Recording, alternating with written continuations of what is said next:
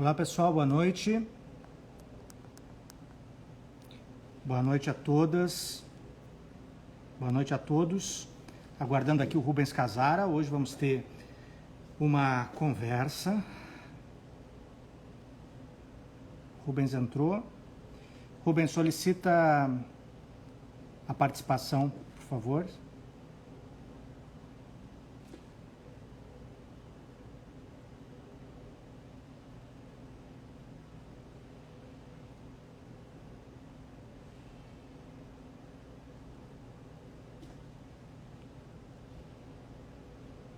Só mais um minutinho, pessoal. Já vamos iniciar. Boa noite, obrigado por estarem presentes aqui. Estou falando com o Casara nesse momento.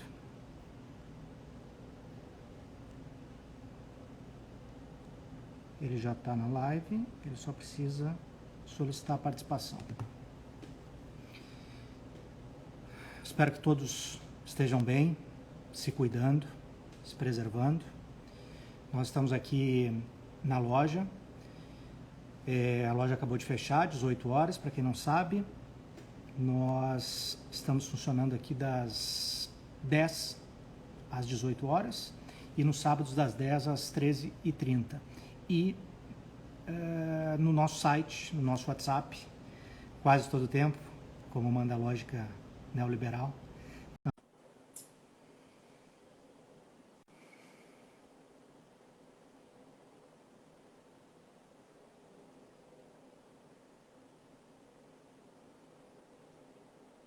Entrando.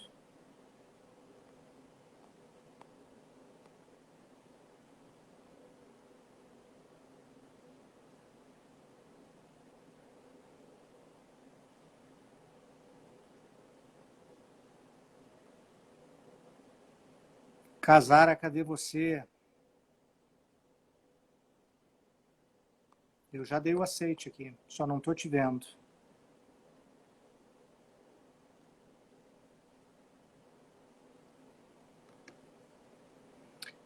Sim, eu vi, já aceitei.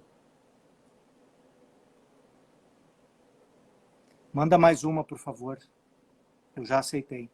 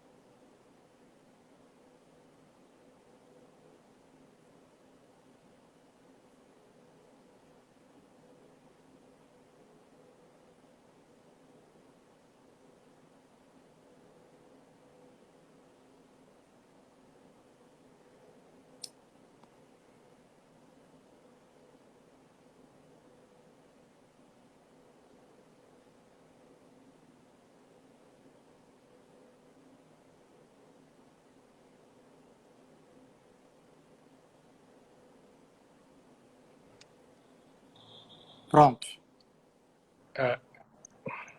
Tudo bem? Tudo bom, meu querido? Tudo bem. Tá me ouvindo bem? Tô vendo bem, tô vendo bem. Depois de 3 tentativas de ser aceito pela Da Vinci. Pois é. Não sei o que aconteceu. Eu recebi uma, na verdade, aceitei, mas aí eu te mandei essa outra. Mas, felizmente, conseguimos aqui. Um prazer estar te recebendo aqui, agora virtualmente, né? Mais uma vez. O prazer é todo meu. É sempre legal estar falando contigo. E sempre legal estar participando de algum evento relacionado a essa livraria, que não só é uma das melhores do Brasil, como é um dos meus locais favoritos na cidade. Que bom, que bom. Habitué aqui da livraria, nosso amigo E também que lançou seus livros anteriores aqui, né? Tivemos aqui grandes lançamentos. O Casara, durante muito tempo, foi o recorde de livros vendidos na Da Vinci, com o Sociedade Sem Lei. E antes nós lançamos o Estado Pós-Democrático. E depois, já virtualmente, na pandemia, estou falando só dos teus últimos livros, né? Bolsonaro, Mito e Sintoma. E agora, que é o objetivo hoje da nossa conversa, acaba de ser lançado, aqui está invertido, né? Contra a Miséria Neoliberal. Belo livro aqui, acaba de ser lançado pela Autonomia Literária, está disponível na Leonardo da Vinci com o autógrafo do Casara, né? E hoje o objetivo aqui é o nosso lançamento virtual do livro, né? Quem quiser o livro pode comprar, acessar no nosso site, vai ter autografado, nominal, o Casara vem aqui frequentemente, a gente manda para ele os livros.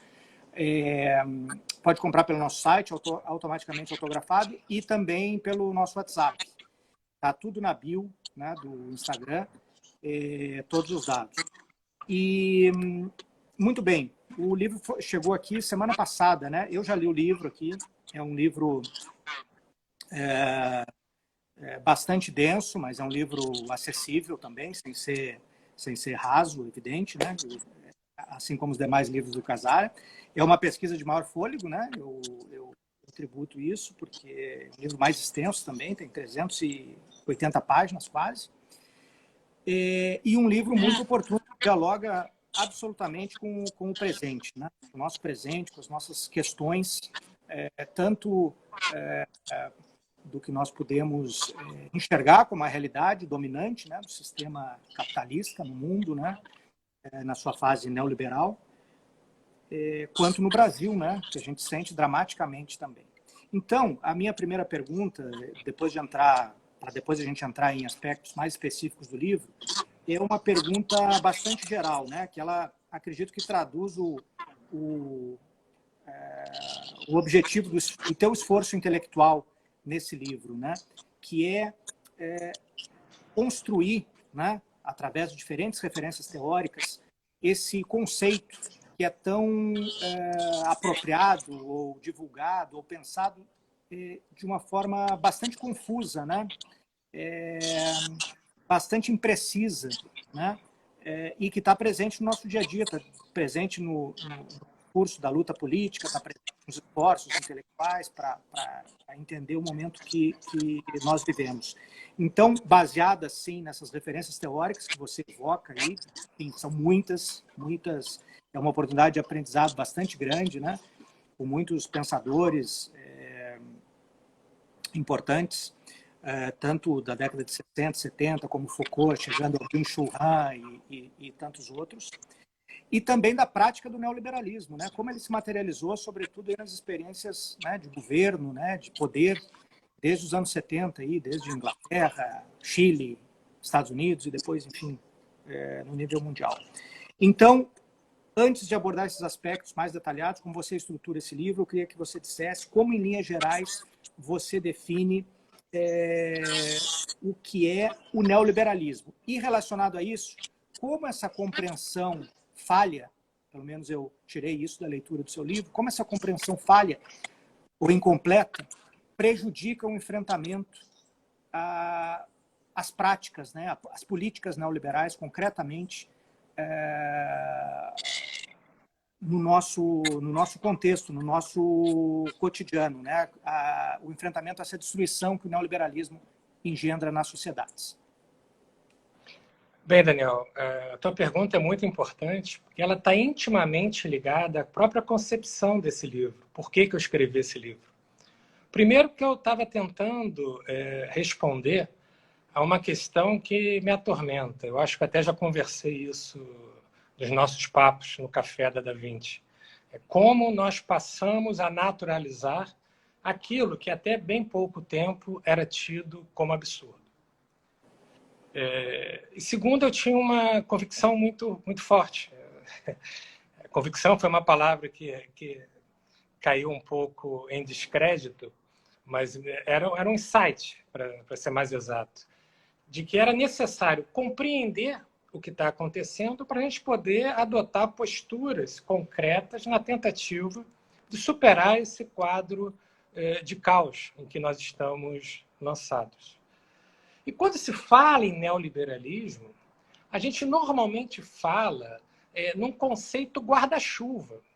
É um conceito que diz tanta coisa, mas tanta coisa, que ele perde sua própria utilidade. Então, a gente pretende fazer uma crítica do neoliberalismo, mas não sabe de que neoliberalismo estamos falando. Se é a teoria econômica da década de 30, 40, Mises, Hayek, ou nos Estados Unidos, Gary Becker, dentre outros, ou se é aquela ideia de governabilidade a que se referia Foucault em 73, quando ele escreve O Nascimento da Biopolítica, ou é tudo isso junto e misturado. E me parece que hoje, mais do que uma teoria econômica, mais do que essa governabilidade, o neoliberalismo deve ser pensado como uma racionalidade que se tornou hegemônica. E o que seria a racionalidade?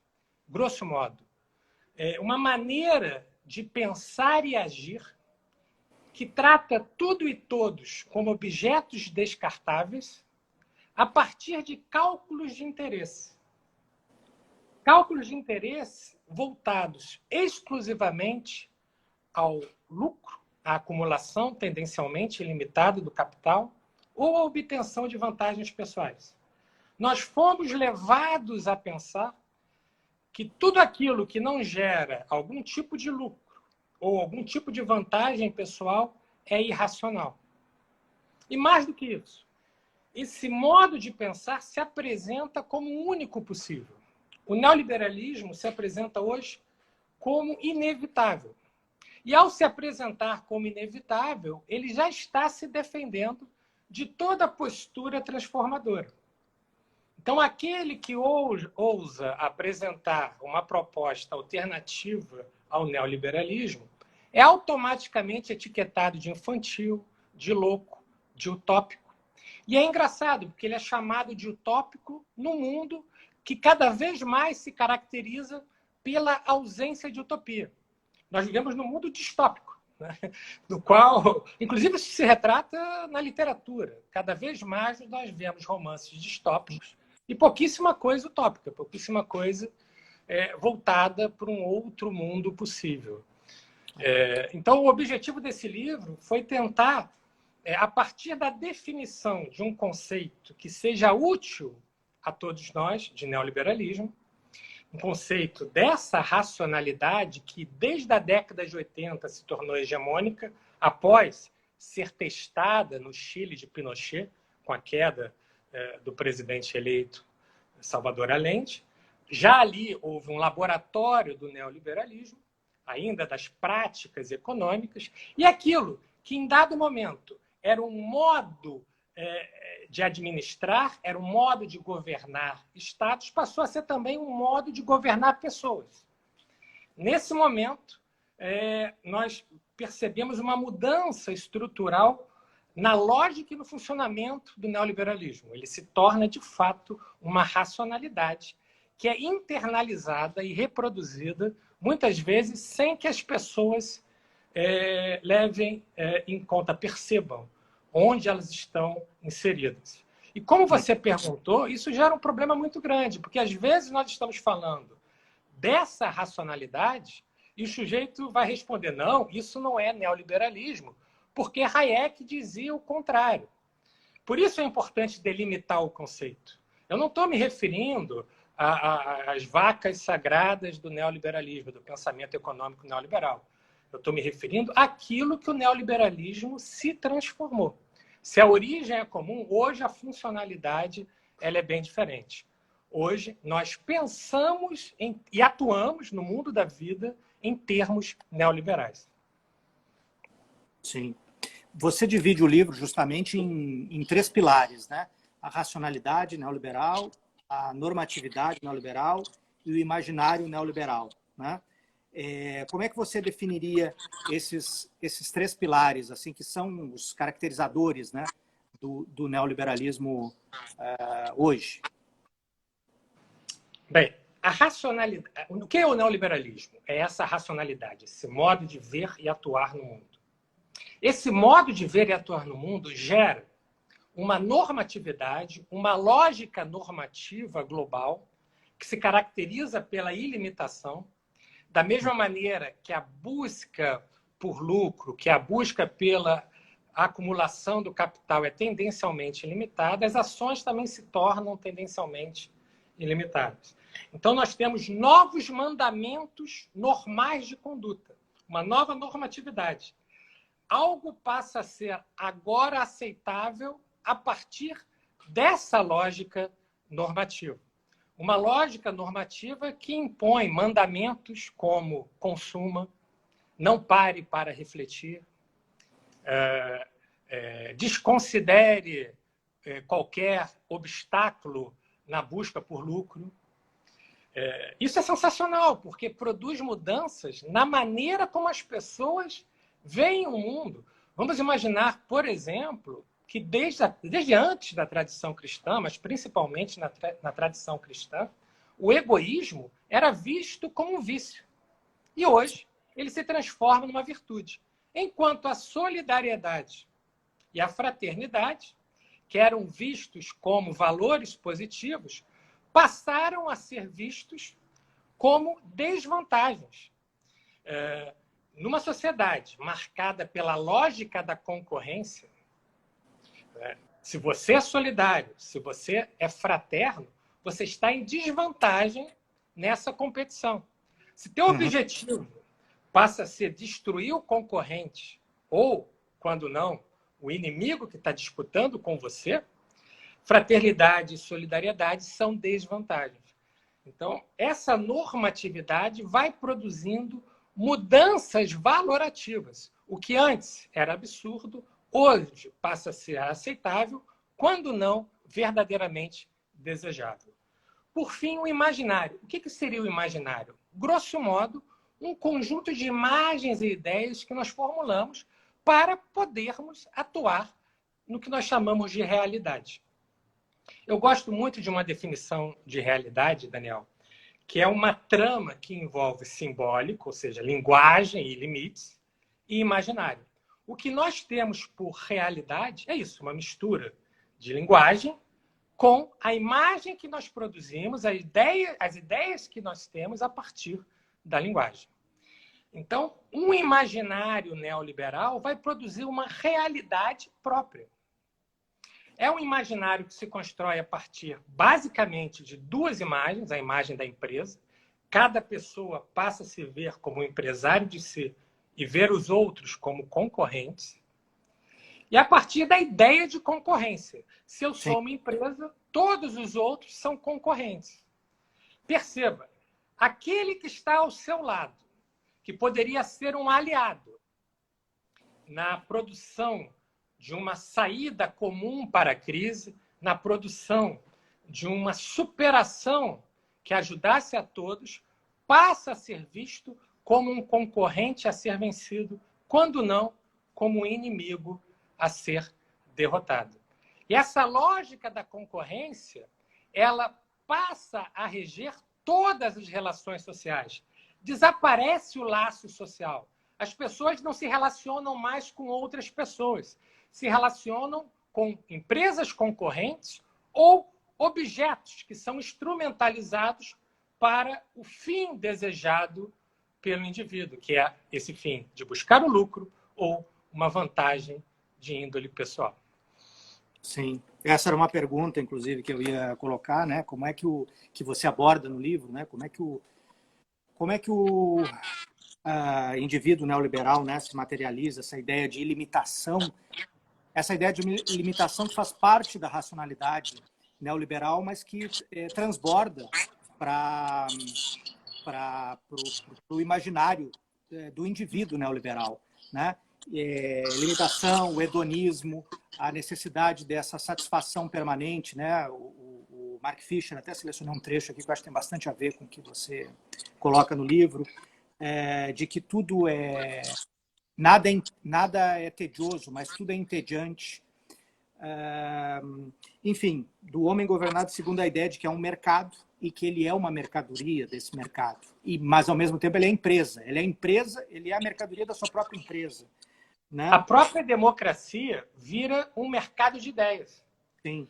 E esse indivíduo, que pode até se declarar democrático, ele age nesse mercado de ideias a partir desse marco da ilimitação. Então, cada vez mais nós temos atuações que, do ponto de vista psicanalítico, poderiam ser chamadas de perversas ou verdadeiramente psicóticas. O que seria a psicose? A não introjeção do limite. Tudo aquilo que é limite externo é desconsiderado. Então, ele parte ao ato na busca pela satisfação, na busca pelo gozo, sem qualquer consideração pela existência de limites. Então, vamos pensar a Constituição, de limites normativos, a ética, tudo aquilo que é um limite imposto de fora é afastado e ele passa a atuar a partir daquilo que na psicanálise se chama de lei imaginária. É a imagem que ele tem do que é certo, do que é devido. Sim. Quando ele não está agindo a partir desse marco psicótico, paranoico, a partir de certezas delirantes, ele está agindo no marco perverso. Qual a diferença? Na perversão, ele até identifica os limites, mas ele goza ao violar os limites. O violar os limites também é uma fonte de gozo. E nós percebemos na sociedade brasileira o tempo todo esses quadros mentais paranoicos, psicóticos, ou quadros mentais perversos, que passam a ser naturalizados. O cara perverso é aplaudido pela sociedade. Às vezes se transforma em herói. Temos vários exemplos na história recente do Brasil. Aquele cara que goza ao violar a lei ou que deliberadamente afasta os limites legais, ele se transforma num herói. Ele é o bom juiz, por exemplo, no caso famoso já do juiz Sérgio Moro. Era aquele juiz que não tinha nenhum compromisso com os limites legais. Sim. Isso, há 50 anos atrás, seria objeto de crítica. Hoje, a partir da racionalidade neoliberal, dessa mudança na economia psíquica, pessoas que assim atuam podem ser transformados em heróis e gozar de ampla aceitação popular. Sim. Agora tem um outro aspecto que eu acho bem simbólico aí, né, na análise do neoliberalismo, na história do neoliberalismo especificamente, das experiências, né, do balanço das experiências aí dos governos neoliberais a partir dos anos 70, que é o fato de o neoliberalismo apresentar muitas promessas muito bonitas, tanto no nível para o nível coletivo, quanto no nível, sobretudo, para as promessas individuais, né, de ascensão do indivíduo. Então, as políticas neoliberais e o neoliberalismo evoca, por exemplo, que prescinde do Estado, por exemplo, né? Quando a gente sabe que, na verdade, ele prescinde de certas funções do Estado. As funções distributivas, as funções relativas ao conjunto da sociedade, as políticas públicas, a divisão da riqueza. Mas ele tem um Estado bastante forte. Mas esse mito de que o neoliberalismo é anti-estatal, anti-Estado, ele não tem pé na realidade, né? Porque o Estado é muito forte, muito violento e muito controlador. Outro mito é, na verdade, um mito anterior, mais hipertrofiado, né? Um mito anterior do capitalismo, que é o da liberdade de escolha, né? Então, o indivíduo tem a liberdade de escolha absoluta, né? Depende dele as escolhas e os caminhos. E, no entanto, a sociedade neoliberal é ultra vigiada, né? É ultra tutelada, né? Você tem uma parte do livro que fala sobre a realidade numérica, né? Como as grandes corporações, na verdade, induzem e controlam, e associadas ao país central do capitalismo, que é os Estados Unidos, através dessas empresas, essas grandes corporações, elas controlam o que você faz, o que você pensa, o que você consome. Um terceiro também, que é bem interessante, é que o neoliberalismo ele prometeu o fim da burocracia. E citando Mark Fisher, de novo, ele tem um exemplo bastante brilhante, ele inclusive recupera um texto do Kafka, do call center como o símbolo da burocracia neoliberal, que é um buraco sem fim, né?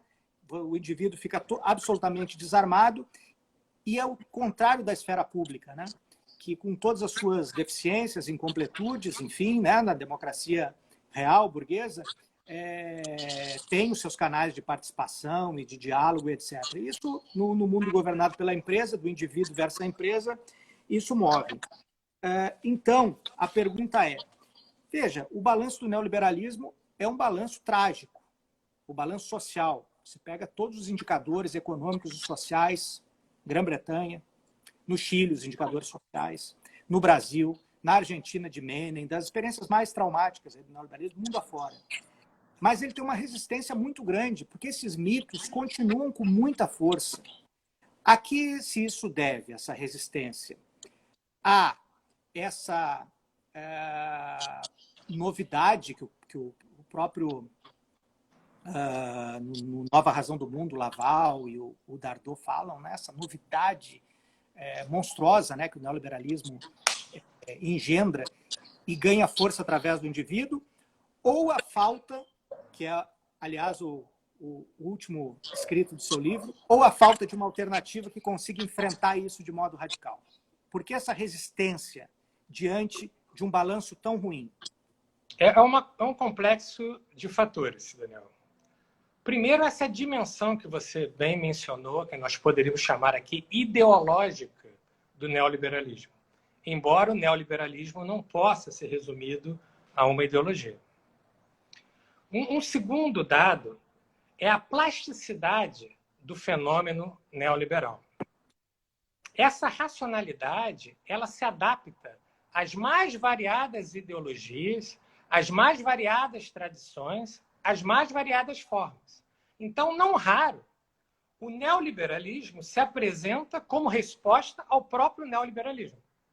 Então, nós temos formas e manifestações diferentes do neoliberalismo, por exemplo, um neoliberalismo ultra-autoritário, que vai ser superado, ou vai ser superado entre aspas, ou vai ser vencido por um outro neoliberalismo que nós poderíamos chamar de progressista. Vamos pensar na substituição de Trump por Biden. Então, Sim.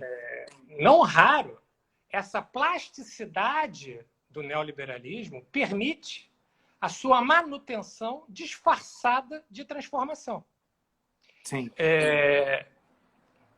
Então, muita gente empolgada dizendo que o plano Biden é a morte do neoliberalismo. Eu acho que é muito cedo para afirmar essa morte, até porque essa morte já foi afirmada e reafirmada várias vezes ao longo dos últimos 50 anos.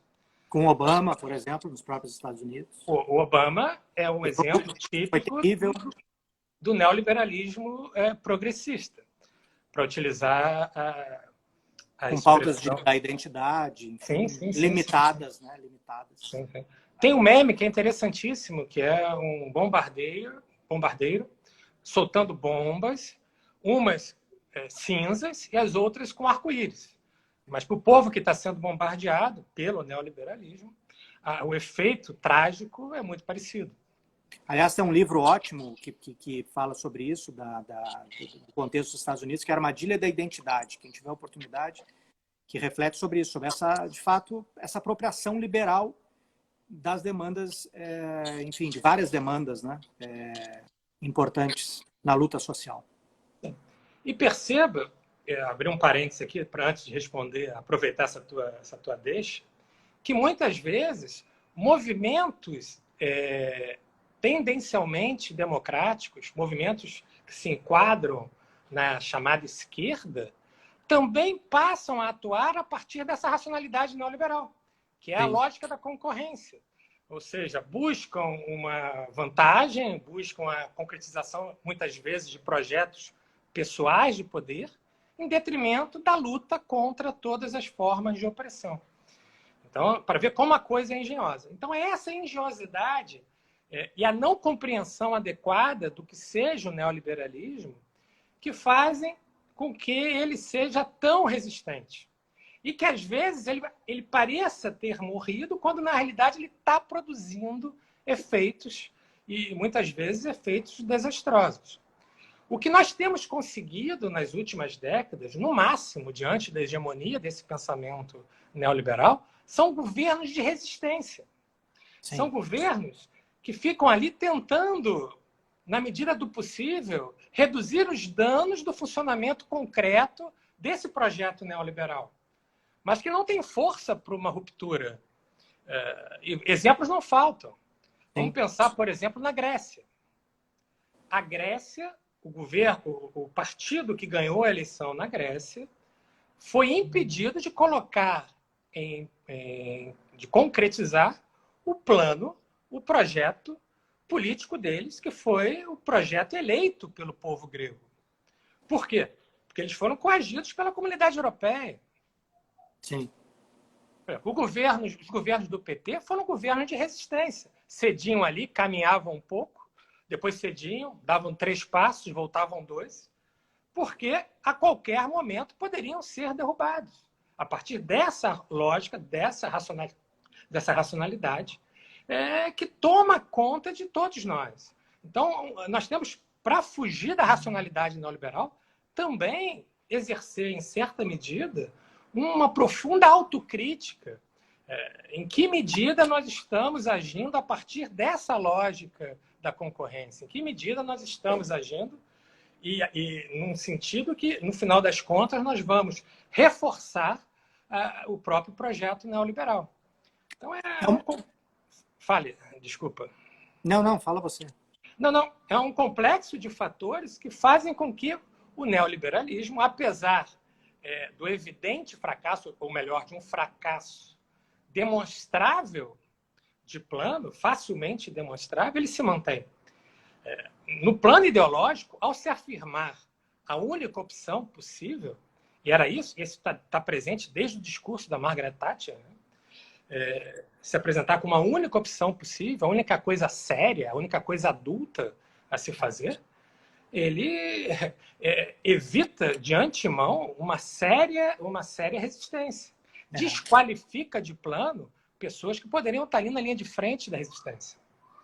Reproduzido até hoje com a maior naturalidade por todos os comentaristas econômicos, né, da grande imprensa e das grandes empresas de comunicação. Agora tem relacionado a isso, eu acho que tem super importante aqui, esse conceito, né, de revolução cultural, né, vem aí enfim, quem abordou também foi o Johann Chapoutot, um historiador francês, teremos novidades sobre ele, né, em breve. Mas tem um trecho aqui que eu achei muito bom para fazer um paralelo com você, no seu livro aqui, que vou citar aqui rapidamente, uma nova racionalidade produz uma mutação de sentido, de cultura e de norma. Cada racionalidade, portanto, estabelece os novos limites do aceitável, exatamente o que você estava falando, e a esfera do absurdo. Né? O que é absurdo? Sim. É tudo que não é. Para muitos, o nazismo representa a falta de sentido. Várias das vítimas de violência nazista morreram atordoadas pela falta de sentido e pelo desamparo radical. Como ocorre, aí pulei um trecho aqui, como ocorre com a racionalidade neoliberal atualmente hegemônica, a racionalidade nazista levava seres humanos a perceberem outros seres humanos não só como coisas ou ferramentas para alcançar os objetivos dos detentores do poder, mas também como ameaças. No caso da Alemanha das décadas de 30 e 40, a ameaça que o nazismo dizia combater era direcionada à raça e à natureza do povo alemão. No caso do Brasil neoliberal do início do século XX, a ameaça do bolsonarismo, uma manifestação do neoliberalismo ultra-autoritário, afirma existir, é voltado à família brasileira. Um conceito cunhado a partir do colonialismo, da escravidão e do sistema de privilégios que marca a história do Brasil. Nos dois casos, a criação, grifado, da ameaça e as formas de reagir a ela ligam-se à hegemonia de uma racionalidade autoritária, que substitui um conjunto de crenças, narrativas e visões de mundo democrático, de forma vitoriosa e total. Né? Porque ela colonizou, como você bem disse, ela colonizou e ainda coloniza. Eu acho que está recuando, mas a própria esquerda. Sim. Porque você tem empreendedor social, você tem você tem aí agências infiltradas, por exemplo, dos partidos de esquerda hoje no Brasil, né? Você tem essa disputa, que é uma colonização mental, né? Exato. Se nós olharmos as últimas eleições, todos os últimos processos eleitorais, nós vamos ver ali nitidamente, no ambiente da esquerda, no campo da esquerda, projetos pessoais de poder que eram colocados em primeiro plano em detrimento da luta pela transformação social, ou da luta contra a opressão. Isso se dá dentro das estruturas dos partidos políticos, se dá dentro da estrutura dos movimentos sociais. Uhum. Você pode... Eu estou vendo aí a Laura fazendo alguns comentários, a Laura é testemunha disso. Você vê dentro do movimento negro, às vezes, pessoas gastando mais tempo para atacar outros negros que disputariam um certo protagonismo dentro do movimento do que para lutar contra a opressão racial. A mesma coisa no movimento feminista. A mesma coisa no movimento LGBT. A mesma coisa no movimento trabalhista. A mesma coisa no campo operário. Isso é o quê? É a certeza, ou assim, um certificado de que a racionalidade neoliberal está produzindo efeitos, gerando a divisão dos oprimidos e uma divisão que só interessa ao opressor. No Nova Razão do Mundo, aqui eu selecionei um trecho também que tem tudo a ver com isso, nessa mudança, né, de mentalidade. Esse livro é fantástico, né? Laval, Dardot, lá com quem você estudou recentemente, enfim, está presente bastante no seu livro também. Especialista em si mesmo, empregador de si mesmo, inventor de si mesmo, empreendedor de si mesmo. A racionalidade neoliberal impele o eu a agir sobre si mesmo para fortalecer-se e assim sobreviver na competição. Todas as suas atividades devem se assemelhar a uma produção, a um investimento e a um cálculo de custos. A economia torna-se uma disciplina pessoal. Você citou outro trecho. Foi a Margaret Thatcher quem deu a formulação mais clara dessa racionalidade. Abre aspas. A economia é o método, o objetivo é mudar a alma. Exato. Um trecho fantástico, né? Precisamente a grande inovação da tecnologia neoliberal, outro trecho, é vincular diretamente a maneira como um homem é governado à maneira como ele próprio se governa. E é a forma perfeita de dominação, no qual a pessoa faz aquilo que interessa ao outro, mais precisamente ao detentor do poder econômico, achando que está fazendo em seu próprio interesse. Sim. Sim. Exatamente. A pessoa se autoexplora sem ter consciência dessa autoexploração. Como diz também o filósofo coreano Byung-Chul Han. Ele tem trabalhado muito essa premissa, que é tipicamente neoliberal. Nós temos um antigo poder disciplinar ainda presente, mas também esse psicopoder que está cada vez mais forte a partir dessa hegemonia neoliberal. Exatamente. E volta um pouco naquilo que a gente falou antes das perguntas agora.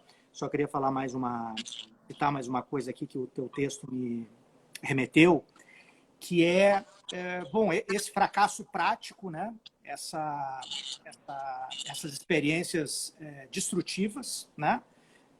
Da solidariedade social, né? Aí você falou de livros, a gente tem, de fato, distopias, e tem na filmografia também, né? Tem um filme muito bom, que é o Filhos da Esperança.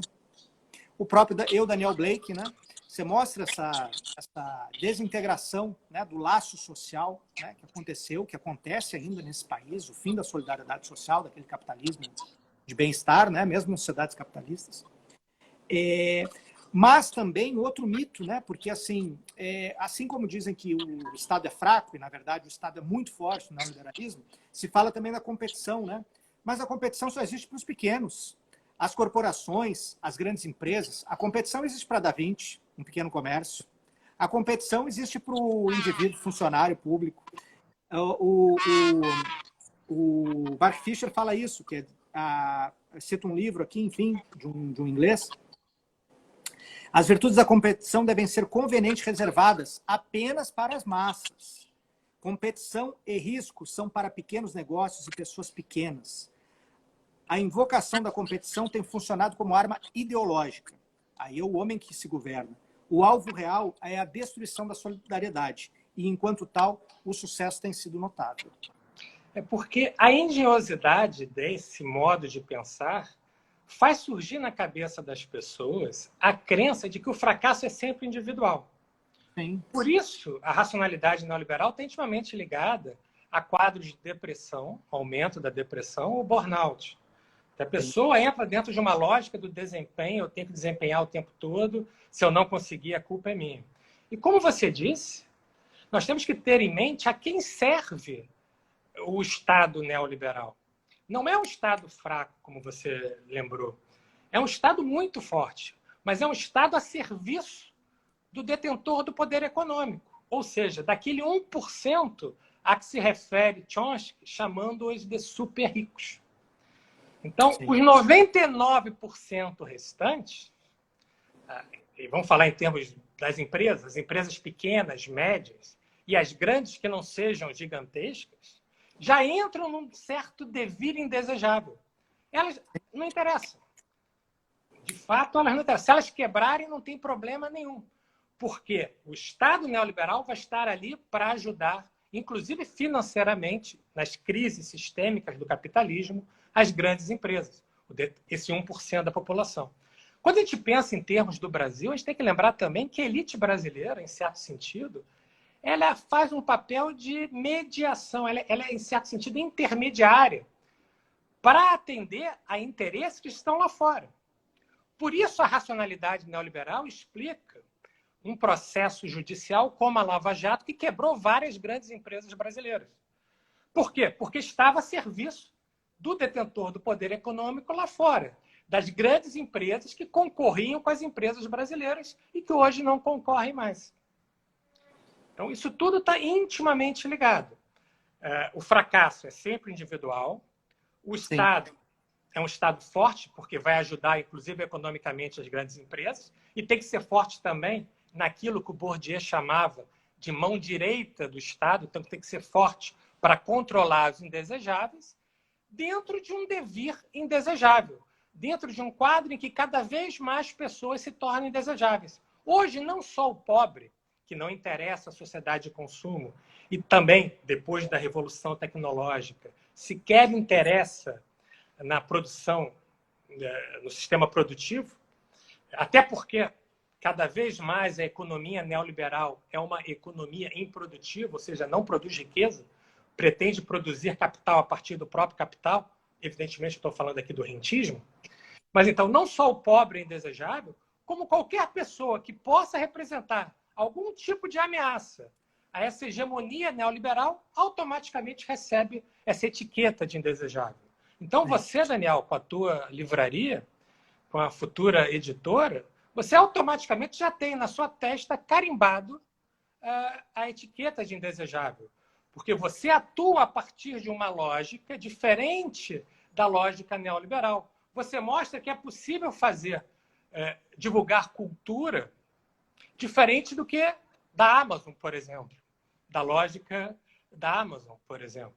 E nesse momento que você mostra que um outro mundo é possível, que existe um outro modo de fazer uma coisa, você automaticamente recebe essa etiqueta de indesejável e pode ser vítima não só do descaso estatal, como principalmente de ações repressivas das agências estatais. Sim. Estamos juntos nessa, né? Dois indesejáveis. A sorte que os indesejáveis são vários, tem muitos bons indesejáveis aí, a gente está junto. Eu vou ler as perguntas agora, eu vou ler de 3 em 3, aí você vê qual é o melhor método, se você quer que eu... Né? Mas tem várias questões aqui, estou recuperando aqui do início, tá? A Laura Astrolábio pergunta: como pessoas que estão lutando contra a política econômica neoliberal reproduzem a racionalidade neoliberal nos movimentos sociais e nos partidos, né? Essa contradição, né, entre objetivos aos quais, né, que eu acho que mais ou menos você falou um pouco, mas essa é a pergunta da Laura. Marcele Malezon, ou Malesson, produz mudanças no psicológico das pessoas, não é? Você falou um pouco disso, da depressão. A Laura, de novo, qual a relação da racionalidade neoliberal com o assédio moral? E mais uma, porque é da Marcele também. Então, 2 da Laura, 2 da Marcele. Rubens, você acha que precisamos mudar o nosso discurso para torná-lo mais acessível ao povo em geral, para que eles possam entender o recado?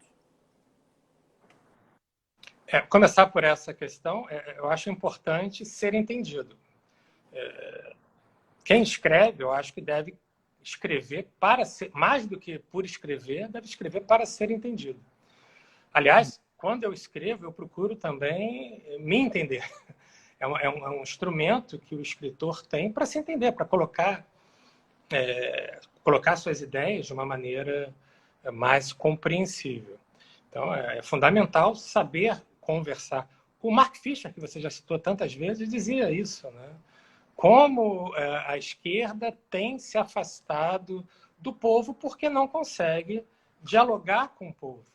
E quando tenta dialogar com o povo, às vezes é cancelado pela própria esquerda. Então, é um problema sério, né? Que nós temos que resolver. Tem essa Mas questão acho que tudo isso... do Peru agora. Sim, eu acho que tudo isso do Peru passa... Desculpa? Não, só um parênteses. Na eleição do Peru, por exemplo, tem essa discussão. A instrumentalização de pautas democráticas pela direita, pela extrema-direita, contra a esquerda. Exato. Num país rural, num país, enfim. Agora, as questões da Laura, acho que eu já falei em certo sentido aqui, mas sempre que movimentos de esquerda, partidos de esquerda atuam pensando em termos de concorrência ou em termos de negociabilidade de todos os princípios, quando não age por princípio, mas age tratando as questões sérias da República como objetos negociáveis, esses partidos, por mais que se declarem de esquerda, eles estão atuando de maneira neoliberal. Então, mudar esse quadro significa mudar essa racionalidade, reconhecer que há uma esfera do negociável. Eu não abro mão de valores como verdade, eu não abro mão de valores como liberdade, eu não abro mão de valores como solidariedade, como fraternidade, por mais que isso possa representar ou gerar descontentamento ou prejudicar projetos pessoais de poder. Tinha mais uma questão que eu... A questão da doença mental, né? Do adoecimento mental, melhor dizendo. Sim, são adoecimentos tipicamente neoliberais porque estão ligados a essa mudança na economia psíquica. Quem não atua a partir dessa lógica da concorrência, que é para o indivíduo uma obrigação de desempenho, parte em desvantagem na concorrência de todos contra todos. E isso é causa de adoecimentos cada vez mais. Opa! Caiu aqui. Caiu. É o fantasma da Da Vinci em atuação. O fantasma está aqui. É um fantasma de direita, porque o do comunismo mora aqui também. Tem a questão do assédio moral. O assédio moral está onde? Em tratar o outro como objeto da própria satisfação. Então, a pessoa, desde Kant, nós havíamos chegado a um certo consenso de que seres humanos não devem ser instrumentalizados para qualquer fim. O assédio moral é essa instrumentalização do outro para um fim individual. É a materialização na relação de trabalho, nas relações pessoais, dessa racionalidade que se caracteriza justamente por desqualificar o outro, que deixa de ser sujeito e passa a ser um objeto. Ou um concorrente a ser vencido, ou um objeto a ser utilizado para o gozo individual. Sim. A Laura tem aqui mais uma questão. Os discutidos pretos no topo, aspas, reproduz a racionalidade neoliberal. Haja vista que para estar no topo é preciso pisar na cabeça de vários, inclusive negros, né? Sim. A Marcele Malezon fez um complemento aqui, dizendo, né, sobre o discurso menos intelectualizado, para se fazer entender pelas massas. A Mary T. Plimainsta pergunta: como minimizar a concorrência entre instituições de justiça? A Neila Vieira comenta: algumas receitas neoliberais estão sendo experimentadas em alguns governos de esquerda. É verdade. Aqui na Bahia, o projeto de reforma da Previdência do governo do Estado é tão cruel quanto o do governo federal.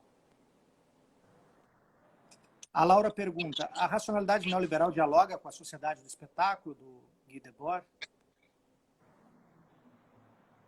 Acho que essas... Então, sociedade do espetáculo, a implantação de medidas neoliberais, que é essa colonização, né, da esquerda, pelas ideias neoliberais. A gente falou no nível da militância, dos movimentos, mas também de políticas públicas, né, quando no governo. E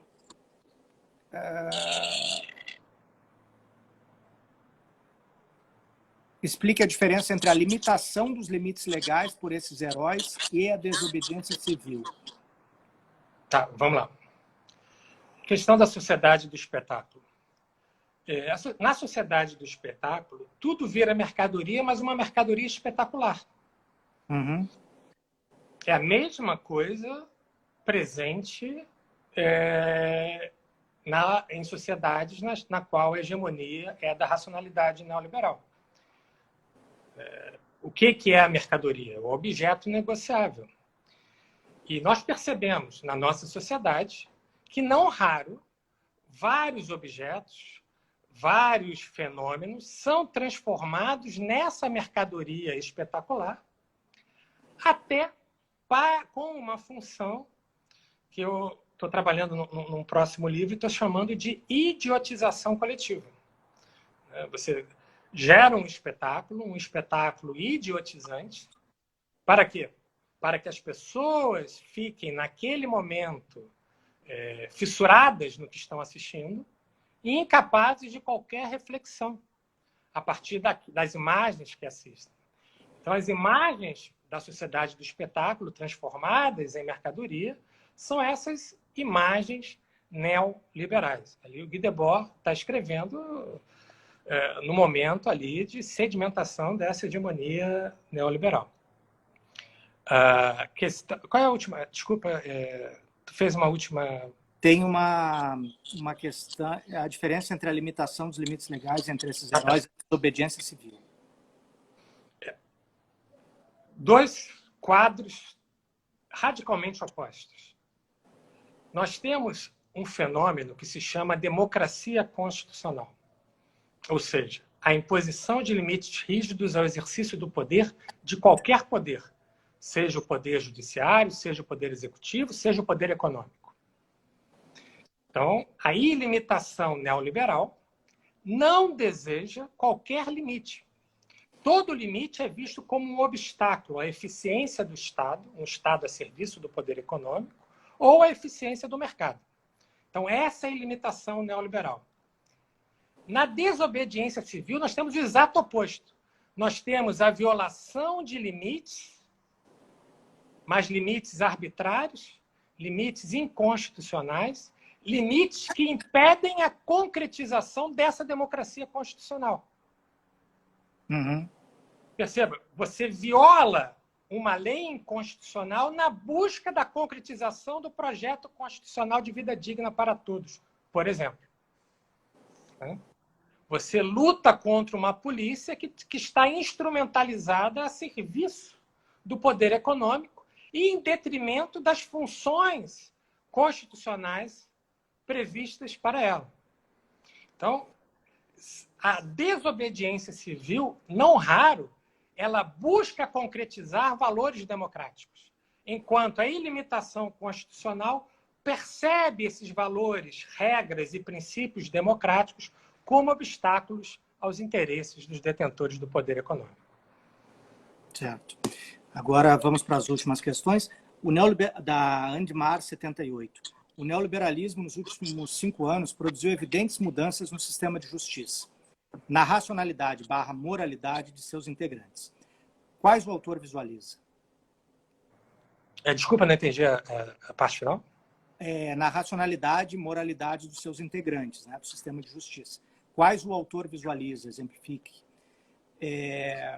O Fábio Pereira pergunta, aliás, afirma: o neoliberalismo promete sua própria utopia, que é inatingível, se isenta dos problemas e culpabiliza o Estado pelas suas atitudes. Está na hora de cobrar os vícios redibitórios deles. Redibitórios, eu não conhecia essa palavra.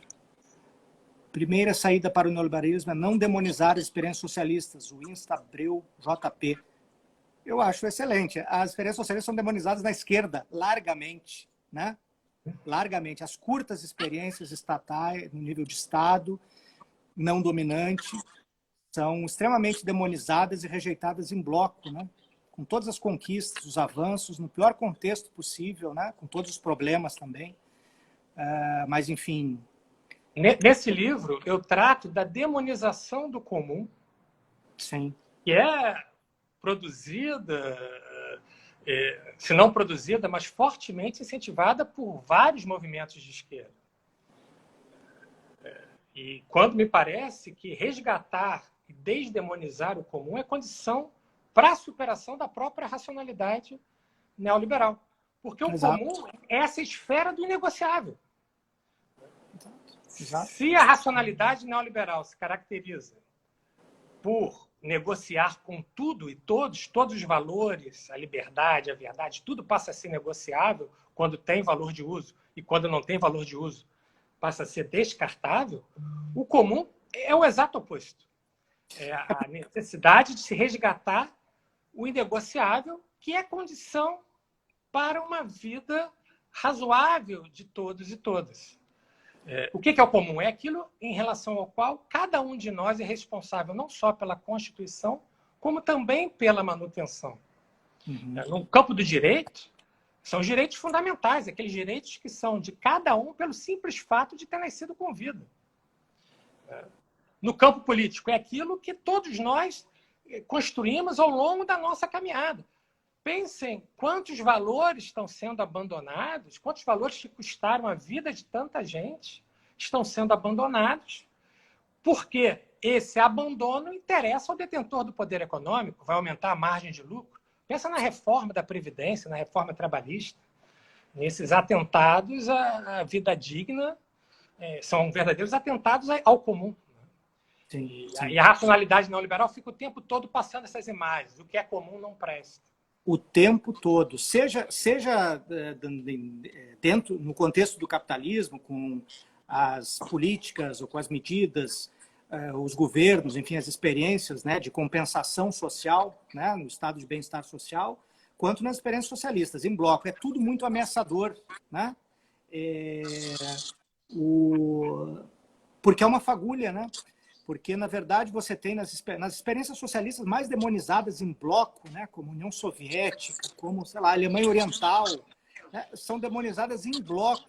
Quando você tem conquistas, mesmo nessas experiências que não são no campo, não são tomadas nunca por um crítico, por um analista sério, como uma experiência totalizante, porque experiências históricas não são isso, né? Você não adota um modelo de sociedade baseado talvez numa mítica religiosa, né? Não é isso, é a história, é o sangue da história, a vida concreta. Mas essas experiências são absolutamente renegadas em bloco como um inferno na Terra. E o que é o inferno na Terra? Se não o neoliberalismo para a maioria da população, se não o capitalismo, um capitalismo na periferia, por exemplo, como a gente vê aqui, né, do nosso lado, não precisa teorizar muito sobre isso. Então, isso é muito importante, porque essa demonização é permanente de qualquer ideia de solidariedade social, de qualquer ideia de divisão, de qualquer ideia de, seja ela qual for, mesmo a mais moderada possível. Né? Isso é o quê? É o imaginário neoliberal. É o imaginário neoliberal. Tanto é que isso que você citou, que nos Estados Unidos viceja, né? Agora com o governo Biden, com o Obama vicejou muito, esse neoliberalismo progressista, como você citou, ele atua sempre nas demandas individuais. O discurso nunca é coletivo. Você pode ascender, você vai você vai fazer parte da classe média, você vai, enfim, ter o seu poder, você vai ter o seu lugar entre os ricos do país, você vai ter chance de mobilidade. Nunca é um projeto coletivo. Essa ideia é vetada de toda e qualquer situação. Não faça nada coletivo, não se sindicalize, não atue coletivamente, não entre em partidos, não entre em organizações, seja a sua voz, encontre a sua voz. Não é isso um lugar comum? Né? Ainda hoje eu estava vendo uma biografia aqui que chegou de uma pessoa que ascendeu, é um discurso, né, de minoria que ascendeu, e é um discurso absolutamente individualista, não tem nenhuma projeção para nada. Então essa é a prática. Agora, a Laura falou que o neoliberalismo, que eu acho que é um pouco isso aqui, sequestrou as lutas feministas e antirracistas. Mas existe resistência, sim, tem muita. O Diogo Lassandre fala que é mais fácil imaginar o fim do mundo que o fim do capitalismo, que é a frase aqui que está na capa do... Que eu não sei se essa frase é do Zizek ou de quem, né? Mas é de outra pessoa. Sentimento disseminado de que o capitalismo é o único sistema político e econômico viável. Marcelo Semer, grande Marcelo Semer, não sei se está aí ainda, também lançou livro aqui conosco, falou sobre o Daniel Blake, Edmilson Ribeiro Advogado, excelente conversa. Pedro Miguel, qual a sua visão sobre a visão do Giddens? Anthony Giddens, né? Fez bastante sucesso aqui nos anos 90, junto com o Fernando Henrique Cardoso. Não foi? O povo da terceira via, né? Terceira via. Existe isso ainda? Existe, né? Estão procurando uma agora. Eu acho que, no caso brasileiro, a terceira via é a tentativa de substituir o neoliberalismo ultra-autoritário por um neoliberalismo de sapatênis. É algo por aí. Mas eu não conheço bem a obra do Anthony Giddens, li muito pouco dele, seria leviano de comentar. Sim. O Rafa Aquino, passando para deixar um grande abraço ao professor e amigo Rubens, maravilhosa Line, Maurianelli. Sana Flávia, sim, muito da meritocracia extremamente lesivo, cria essa ficção do fracasso individual, né? É o que você falou, a responsabilização total do indivíduo, seja pelo seu fracasso profissional, seja pelo seu adoecimento mental, né? É muito cruel. É muito cruel. Você tem pessoas que são formatadas de uma maneira que fatalmente vão ser infelizes a vida inteira. Porque numa sociedade como a nossa, é impossível exigir delas o que se exige. Então...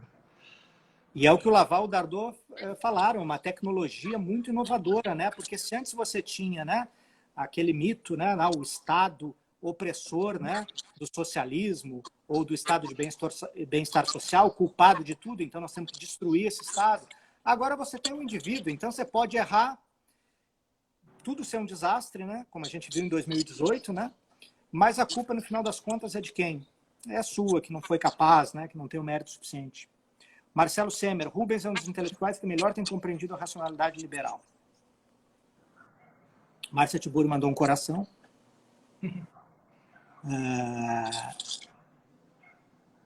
O preto, mesmo não sendo pobre, está etiquetado porque é lido como pobre, a Laura disse. Outro livro fantástico para entender o efeito do neoliberalismo das nossas crenças é o Neoliberalismo como Gestão do Sofrimento Psíquico, do Safatli, Nelson da Silva Júnior e Dunker. Indesejados do Mundo Univos. Enfim, deixa eu ver se tem mais alguma pergunta aqui. Está todo mundo te saudando, te mandando um abraço. Qual a proximidade entre neoliberalismo e neoconservadorismo? Como é que se ligam e se tem... E aí a Leila Medrado, você acha que tem também algum ponto de fricção aí, de oposição, melhor dizendo? Isso aí está ligado ao que eu já mencionei aqui, chamando de plasticidade do neoliberalismo. O Laval e Dardot tem uma reflexão muito interessante nesse sentido. Então, em sociedades autoritárias como a nossa, sociedades forjadas numa tradição autoritária, que acreditam no uso da força em detrimento do conhecimento, que demonizam o conhecimento, facilmente esses elementos autoritários são colonizados pelo neoliberalismo, são utilizados, instrumentalizados para a implementação do projeto neoliberal. Em todo o mundo, nós percebemos hoje o crescimento desse fenômeno, que alguns têm chamado de novo neoliberalismo, que é do neoliberalismo ultra-autoritário, no qual desaparece qualquer pretensão, qualquer verniz democrático na sua atuação. A ilimitação é de tamanha monta que nem aparência de democracia mais esse neoliberalismo em concreto possui. Então,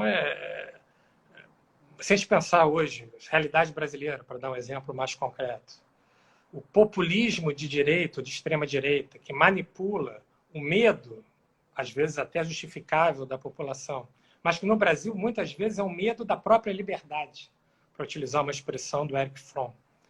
E também o ressentimento do homem branco, né? Em especial daquele homem branco que tinha como único privilégio o fato, junto com os privilégios dele, na realidade, eram os fatos de ser homem e de ser branco, e que viu esse privilégio ameaçado pelas políticas afirmativas, pelas políticas de redução das desigualdades dos últimos governos. Esse ressentimento e esse medo foram instrumentalizados a partir de um discurso conservador, aquilo que nós falávamos antes, né, da família brasileira, da família tradicional brasileira, foram instrumentalizados para quê? Para viabilizar um projeto radicalmente neoliberal.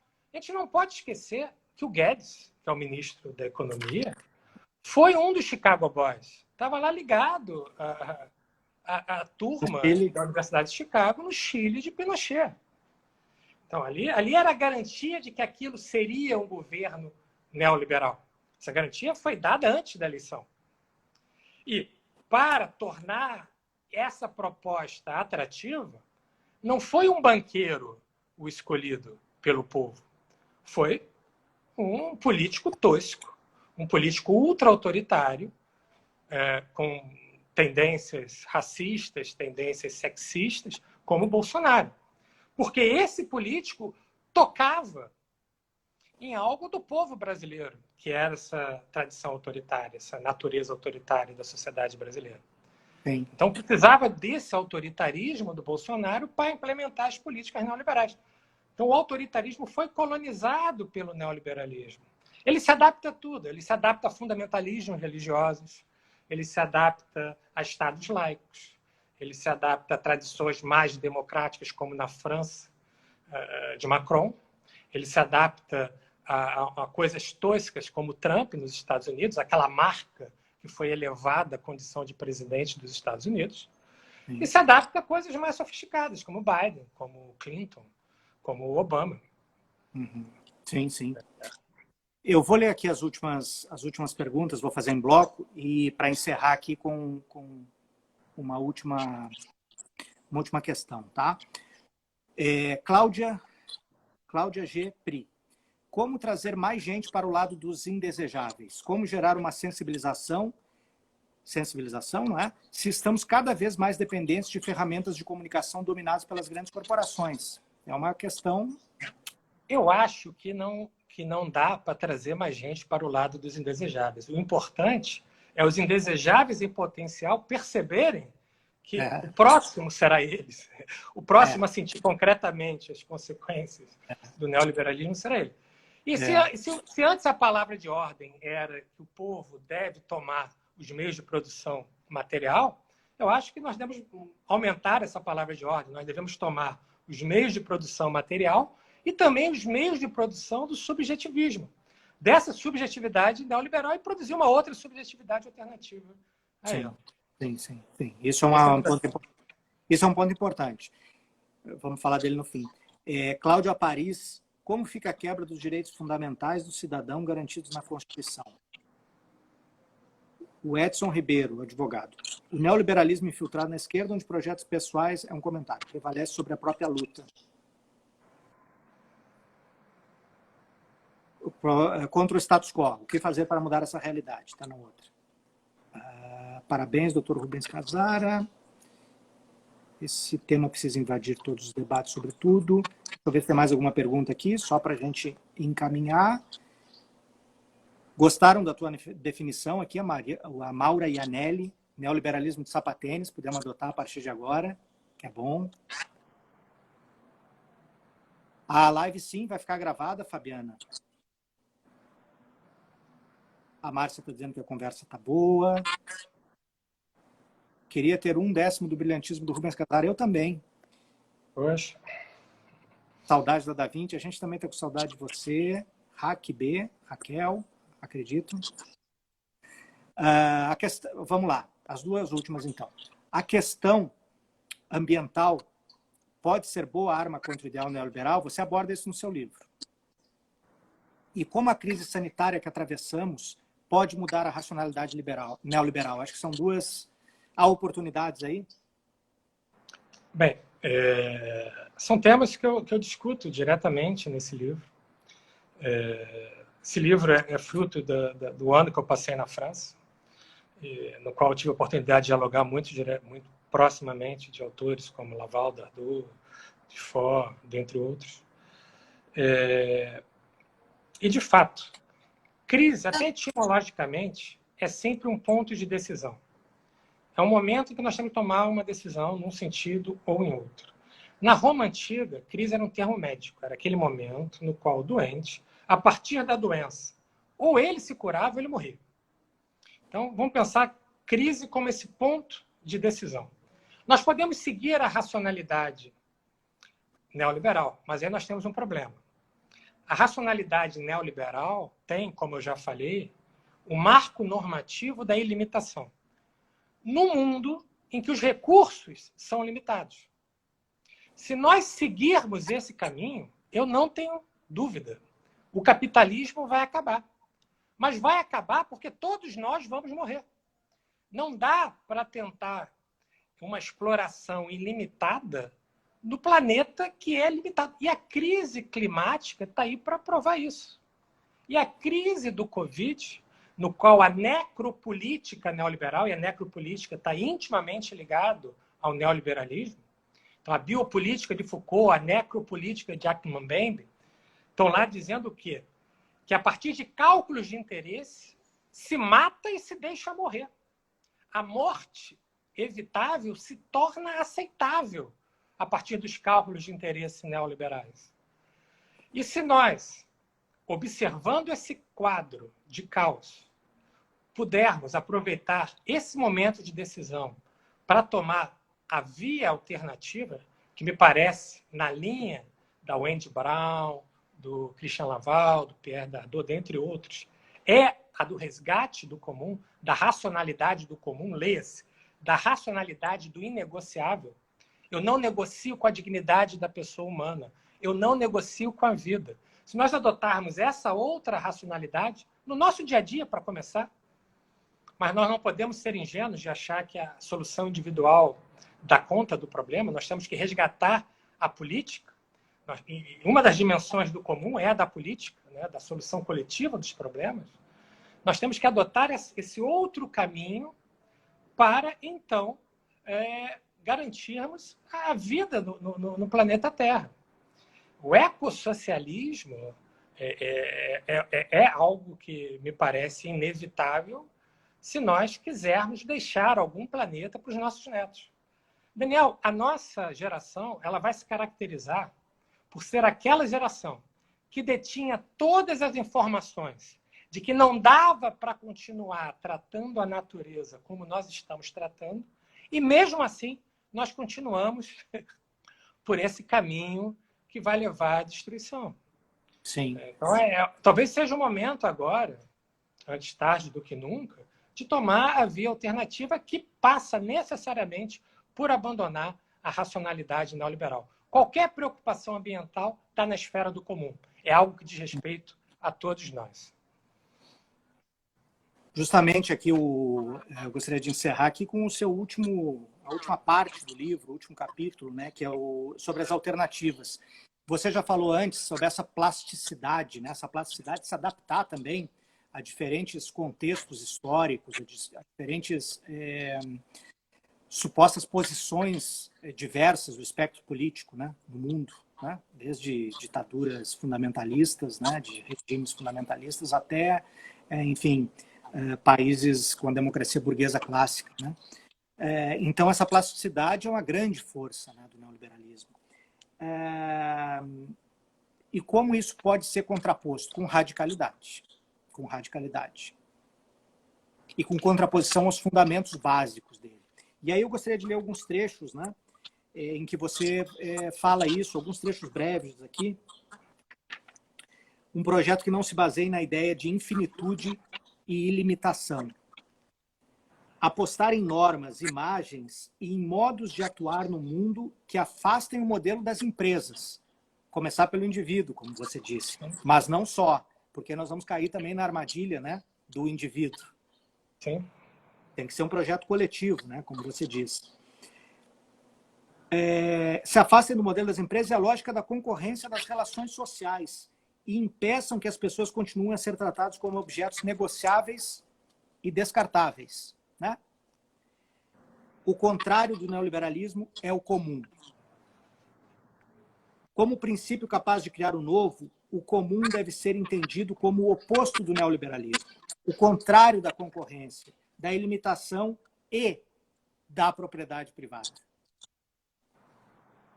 Então, acho que assim, e a última aqui, a alternativa ao neoliberalismo, que está na penúltima página do seu livro, a alternativa ao neoliberalismo passa por instaurar uma esfera do inegociável, regida pela norma da inapropriabilidade. Determinadas coisas não devem ser apropriadas, porque devem ser reservadas ao uso comum. São essas coisas que mais são atacadas hoje em dia. A cultura é atacada porque ela é da esfera do comum. A educação é atacada porque é da esfera do comum.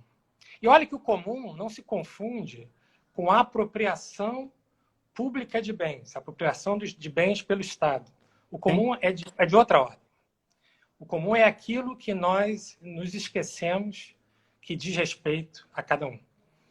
E temos que resgatar urgentemente esse outro modo de ver e atuar no mundo.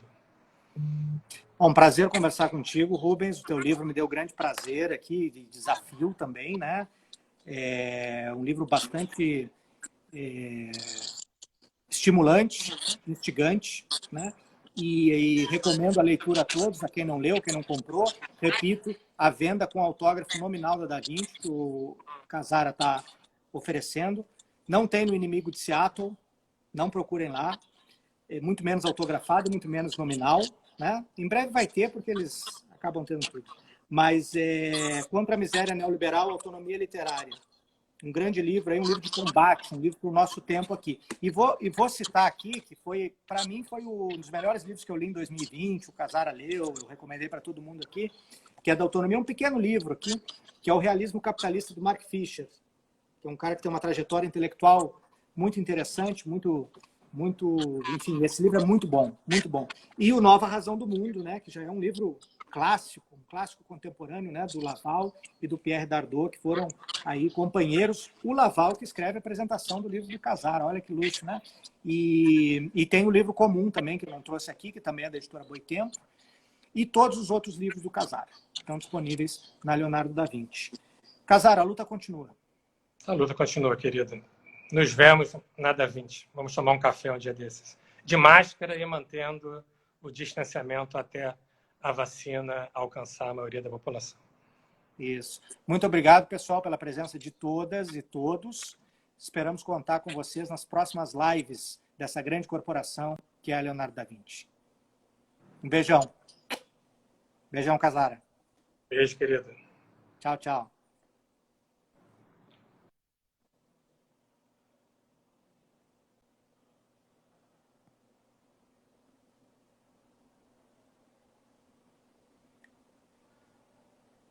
Como é que eu gravo aqui?